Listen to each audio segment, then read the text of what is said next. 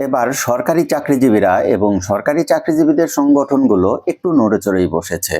সরকারি চাকরিজীবীরা দাবি আদায়ে বদ্ধপরিকর। তারা নতুন করে একটা কর্মসূচি দিয়েছে।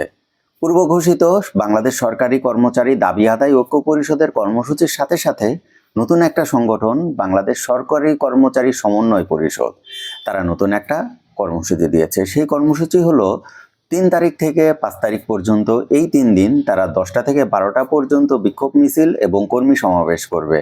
এর পূর্বে বাংলাদেশ সরকারি কর্মচারী দাবি আদায় ঐক্য পরিষদ তারা আরও একটা কর্মসূচি দিয়েছিল। তারা ৫ তারিখ পর্যন্ত তাদের দপ্তরে সকাল ৯টা থেকে ১১টা পর্যন্ত কর্মবিরতি পালন করবে এবং ৬ তারিখে মহাসমাবেশ করবে শহীদ মিনারে এবং মহাসমাবেশ পরবর্তীতে তারা যমুনা অভিমুখী বা প্রধান উপদেষ্টার যে বাসভবন আছে যমুনা, সেই যমুনা অভিমুখী একটা ভুখা মিছিল করবে। সরকারি কর্মচারীরা এবার একটু নড়েচড়ে বসেছে, দাবি আদায় তারা করেই ছাড়বে। এটি হলো তাদের সর্বশেষ আপডেট। এই যে এই অবস্থা তৈরি হয়েছে, এই অবস্থা তৈরি হওয়ার পিছনে আসল কারণটা কি? আপনারা যদি বাস্তবতা দেখেন তাহলে দেখবেন সর্বশেষ সরকারি চাকরিজীবীদের বেতন বেড়েছিল ২০১৫ সালে। আর পে কমিশনের একজন সম্মানিত সদস্য তিনিও কিছুদিন আগে মন্তব্য করেছেন একটা টিভি চ্যানেলে যে সর্বশেষ ২০১৫ সালে পে স্কেল হয়েছে এবং ২০২৬ সাল হতে চললো, এখনও সরকারি চাকরিজীবীদের বেতন বৃদ্ধি পায়নি। তাদের অবজারভেশন ছিল সরকারি চাকরিজীবীরা মিনিমাম যে লিভিং স্ট্যান্ডার্ড তার নিচে বসবাস করে, অর্থাৎ তাদের মাসিক ইনকাম এতটাই কম যেটা দিয়ে ন্যূনতম ক্যালোরির হারটা পূরণ করা সম্ভব নয়। আর সরকারি চাকরিজীবীদের বেতন বৃদ্ধি এ কারণেই যৌক্তিক একটা দাবি। আমরা মিডিয়াতে বিভিন্ন তথ্য দেখি, কিন্তু সেই তথ্যের পুরোটাই কিন্তু সত্য নয়। যেমনটা আমরা দেখেছি যে সরকারি চাকরিজীবীদের বেতন বৃদ্ধির জন্য এই অর্থ বছরেই ১ লক্ষ কোটি টাকার প্রয়োজন হবে, অথচ পে কমিশন সুন্দর একটা সুপারিশ করেছে। তাদের সুপারিশ অনুযায়ী সরকারি চাকরিজীবীদের বেতন পুরোপুরিভাবে যদি বৃদ্ধি পায় তখন ১ লক্ষ টাকা অতিরিক্ত প্রয়োজন হবে, সেটিও আজ থেকে ২ বছর পরে। অর্থাৎ তাদের সুপারিশটা ছিল এমন যে জানুয়ারি থেকে কিছুটা বাড়বে, জুলাই থেকে কিছুটা বাড়বে এবং পরবর্তী জানুয়ারি এবং জুলাইয়েও কিছুটা বাড়বে। অর্থাৎ দেখুন, বেতন বৃদ্ধি সেটি কিন্তু যৌক্তিক একটা দাবি, কিন্তু দেশের অর্থনৈতিক অবস্থা যতটুকু পরিবর্তন হচ্ছে সেই অবস্থার পরিবর্তনের সাথে সাথে খাপ খাইয়ে নিতে হবে এই সুপারিশ অনুযায়ী। তিনি আরও বলেছিলেন যে রাজস্ব আয় যদি না বাড়ে তাহলে একটা গোষ্ঠীর জীবনযাত্রা আপনারা বিলো অ্যাভারেজে রাখতে পারবেন না। তাদের জীবনযাত্রার মান উন্নত করার চেষ্টা করতে হবে, কেননা তারা দেশের সার্বিক অগ্রগতি এবং উন্নতির সাথে প্রত্যক্ষভাবে জড়িত। আমরা এই মতামতের সাথে একমত। দেখুন, সরকারি চাকরিজীবীরা তারা ক্ষেত্রবিশেষে পলিসি মেকার, তারা ক্ষেত্রবিশেষে দেশের অর্থনীতির মূল চালিকা শক্তি। এছাড়া প্রাইভেট যে প্রতিষ্ঠানগুলো আছে তারাও কিন্তু সরকারি চাকরিজীবীদের বা সরকারি যে প্রতিষ্ঠানগুলো আছে তাদের প্রণীত পলিসির উপরে নির্ভর করে। আপনারা যেমন বাংলাদেশ ব্যাংকের কথা ধরুন, বাংলাদেশের যতগুলো প্রাইভেট ব্যাংক আছে, আর্থিক প্রতিষ্ঠান আছে, সবাই কিন্তু বাংলাদেশ ব্যাংকের পলিসির উপর ভিত্তি করে পরিচালিত হয়। এখন বাংলাদেশ ব্যাংকে যারা চাকরি করে তাদের মাসিক ইনকাম যদি আপনারা সেই দারিদ্র্য সীমার নিচে রেখে দেন তাহলে তারা ক্ষুধা পেটে ভালো পলিসি মেক করতে পারবে না, এটাই স্বাভাবিক। একটা মানুষের ভিতর থেকে ডেডিকেশন তখনই আসবে যখন তার আর্থিক মুক্তিটা থাকবে।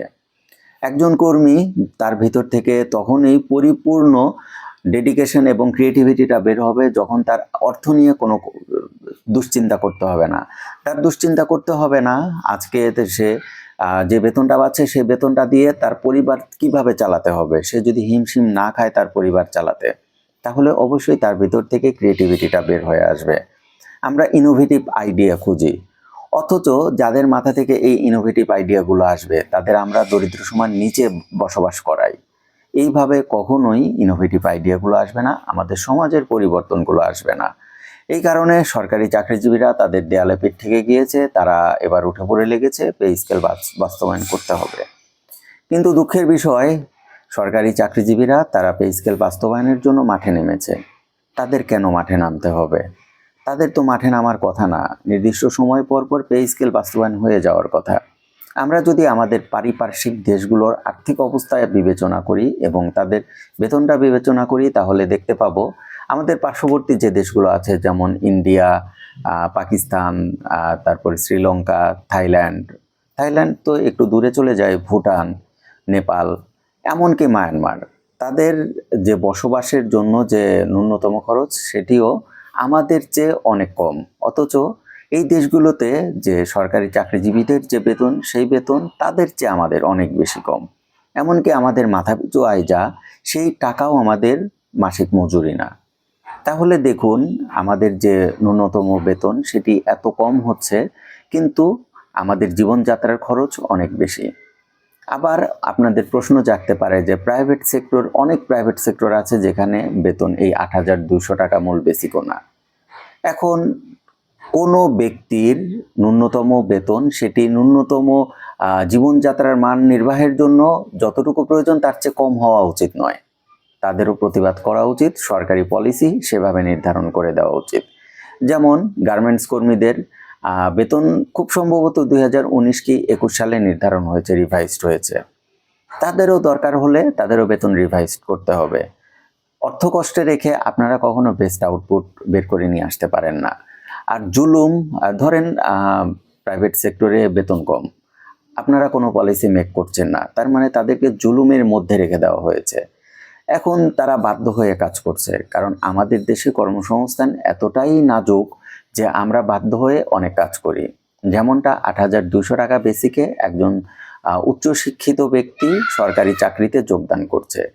এই অবস্থার পরিবর্তন হওয়া উচিত। এই অবস্থার পরিবর্তন হয়ে ন্যূনতম মজুরি সেটি আমাদের যে মাথাপিছু আয় তার কাছাকাছি হওয়া উচিত। তাহলে দেখবেন যে আমাদের জীবনযাত্রার মানের সাথে সাথে আমাদের সার্ভিসের মানও আরও বেশি উন্নত হবে। আমি সবসময় বলি, সরকারি চাকরিজীবীরা তারা কিন্তু জনগণের বন্ধু।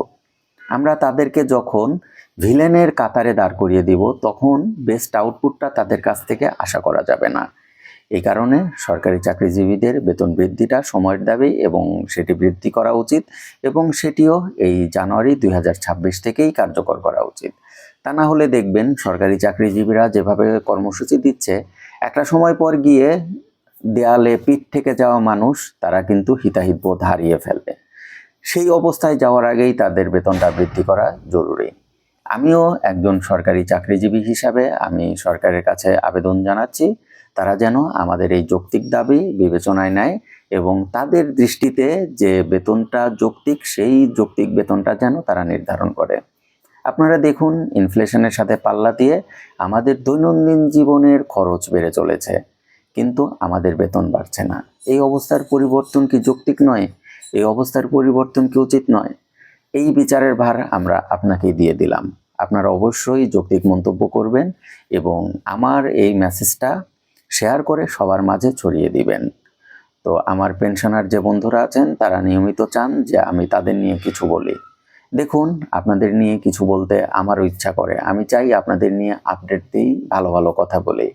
কিন্তু যেখানে কোনো আপডেট নেই, যেখানে সম্ভাবনা অতি ক্ষীণ, সেখানে এই ধরনের আপডেট বা ভিডিও বানালে আপনাদের মনোকষ্ট বাড়বে। হয়তোবা আপনারা শুনবেন, শুনে ভালো লাগবে, কিন্তু খুব একটা কাজে আসবে না। তবুও আমি কিছু বলার চেষ্টা করব। আপনারা যেহেতু আমার মূল্যবান অডিয়েন্স, আমার অডিয়েন্সদের বড় একটা অংশ, সুতরাং আপনাদের জন্য কিছু বলার চেষ্টা করব আমি। তো আজকে এই পর্যন্তই। সবাই ভালো থাকবেন। আসসালামু আলাইকুম।